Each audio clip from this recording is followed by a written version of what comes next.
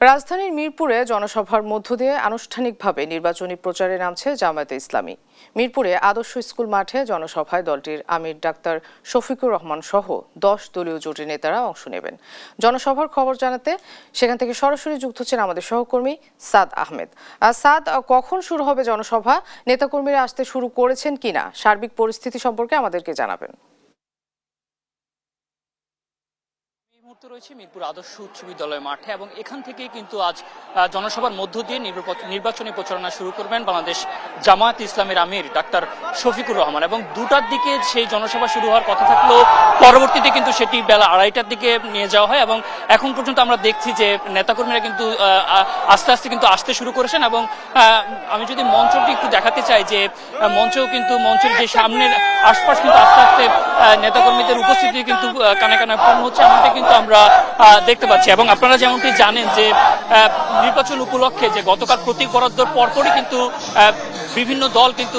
আনুষ্ঠানিক যে নির্বাচন প্রচারণা সেটিতে কিন্তু অংশগ্রহণ শুরু করেছে এবং আজ কিন্তু এই ঢাকা 15 আসন এবং নিজ আসন অর্থাৎ বাংলাদেশ জামায়াত ইসলামের আমির ডাক্তার শফিকুর রহমানের নিজ আসন ঢাকা 15 আসন, এখানেই কিন্তু এই যে জনসভার মধ্য দিয়ে কিন্তু আজ নির্বাচনী প্রচারণা শুরু করবেন এবং পরবর্তীতে কিন্তু তার 2 দিনের সফরসূচিও কিন্তু ঘোষণা করা হয়েছে এবং সেখানে কিন্তু আমরা যেটি জানি যে আগামীকাল 23 জানুয়ারি কিন্তু তিনি উত্তরবঙ্গের যে 8টি জেলা রয়েছে সেখান থেকে কিন্তু তিনি যাবেন এবং গতকাল কিন্তু তিনি পঞ্চগড়, দিনাজপুর, ঠাকুরগাঁও সহ 3টি জেলায় কিন্তু তিনি জনসভা করবেন এবং পরবর্তীতে 24 জানুয়ারি কিন্তু তিনি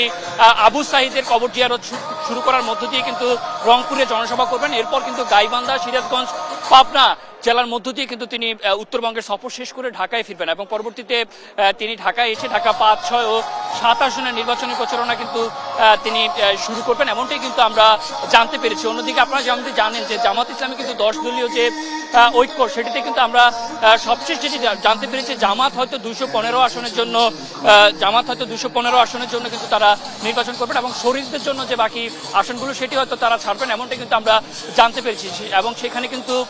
এনসিপি অর্থাৎ জাতীয় নাগরিক পার্টিকে কিন্তু 30টি, সেই সঙ্গে বাংলাদেশ খেলাফতি মজলিস তাদেরকে 23টি এবং খেলাফতি মজলিসকে 20টি আসন করে এভাবেই কিন্তু বন্টন করা হয়েছে, এমনটি কিন্তু আমরা জানতে পেরেছি। এবং একটু পরেই হয়তো বাংলাদেশ জামাত ইসলামের আমির ডাক্তার শফিকুর রহমান তিনি কিন্তু হয়তো এই জনসভায় উপস্থিত হবেন এবং এরপরে কিন্তু তিনি তার যে নির্বাচনী প্রচারণার আনুষ্ঠানিকতা সেটি কিন্তু তিনি শুরু করবেন। তো এই ছিল মিরপুর যে আদর্শ উচ্চ বিদ্যালয় মাঠ, সেখান থেকে আমার কাছে সবশেষ পরিস্থিতি।